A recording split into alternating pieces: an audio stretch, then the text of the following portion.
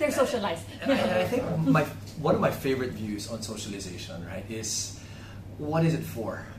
So if you ask parents, okay, yes, you're concerned about socialization, but what would you want to achieve in socialization? And many parents' response would be, kailangan they're prepared for the real world. Real world. So if they're with peers, some people will be nice, some people will not be nice. Yeah. If that is the perspective, right, and that is the goal, to help prepare them for the real world, then parents today need to ask, what does the real world look like? Are you, when you now work, so you guys are working, right, when you work, real world, are you surrounded with people who are the same age, gender, social class, especially in a melting pot like this, where the answer is obviously no. You're surrounded with diversity, right?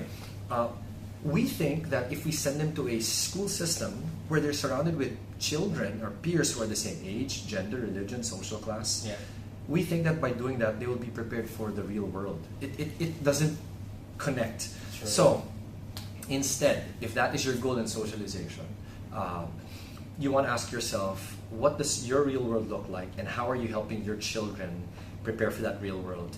If you were at the talk that I gave back in February, I brought my eldest son with me. He's only 13, 12 back then.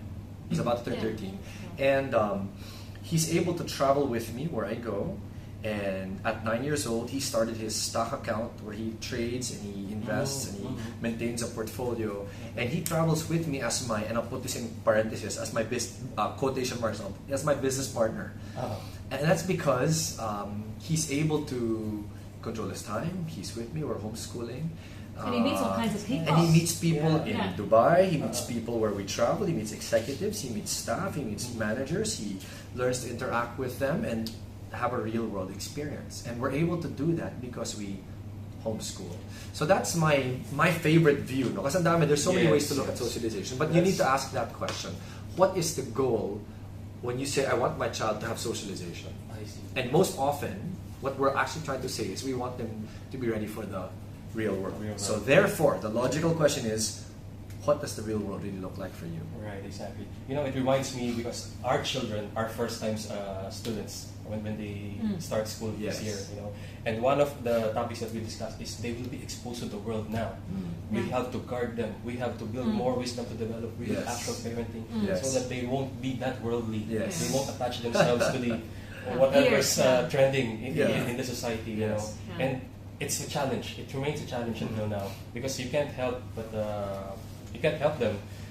They are exposed without you knowing who they are interacting with, what are they using, and doing things like that. Exactly. Which goes to my third question to you, Joy, because I read about self-control in your blog just recently, I guess. I think you were in the grocery shopping, and they tend to get all the items on the racks. But then apparently they know and they practice self-control. They know what needs and want versus what are wants. How do you train them or?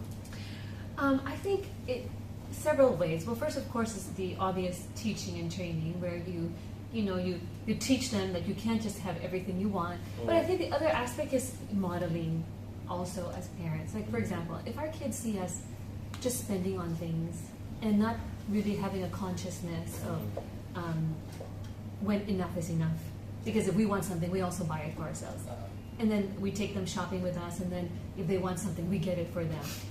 I think it perpetuates this idea that my parents are here to give me whatever I want. So we have to train our kids early. Like, let's say if we go to a store and they want something, we'll say, well, you don't need that right now, so you can wait. If they throw a tantrum because they want something, we'll say, well, that's not going to help you get anything. So of course there's also the discipline aspect. You need to train them to also be able to accept when you say no, because that's the hard thing for parents.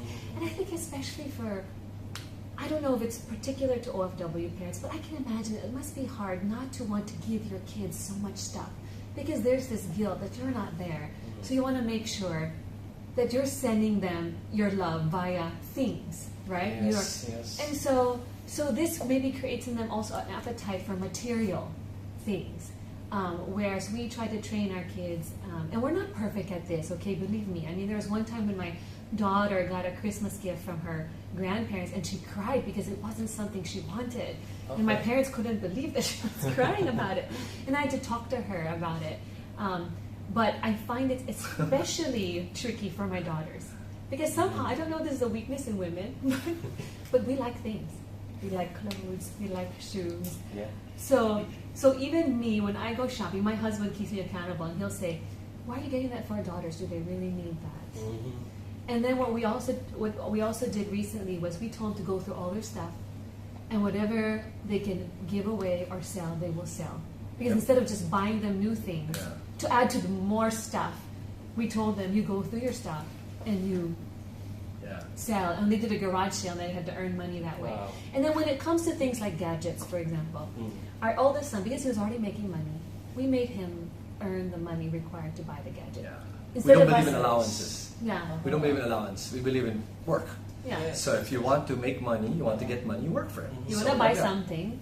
And if you want to earn buy it something, somehow. you earn it. You He's buy not it. just working, he's investing. Yes, investing, correct. Yeah. And might I just add something? Yeah. Good. Yeah, no, go Finish. ahead. And then part of what makes this good, and this is a parenting universal principle, right? Is as you model it. Joy said what's very important is we show kids that we have self-control, right? Because you said that Right, can be an right. issue. Is authenticity. When we don't show what we say, for example, napapili ka, like, I'll be honest, very recently, I've been buying shoes, like these special release sneakers, right? Okay. And my sons would see me on Facebook checking it out on the group while we're stuck in traffic in the car. Okay. My son, particularly my second son, he's like, "Daddy, why are you looking at shoes again? Did you just buy a pair?" And here we are trying to talk about self-control, trying to live simply and not be extravagant like that. So a part of me was like, I'm just passing the time. I'm just looking. I wanted to say that I'm just passing the time. It's traffic. It's just fun seeing what's out there. But instead of doing that, I told my son, Eden, you're right. And so I stopped. And you know what? I disconnected myself from all of those groups, and I asked myself, why am I doing this? Yeah. And so I apologized to my children. I said, kids, will you forgive daddy?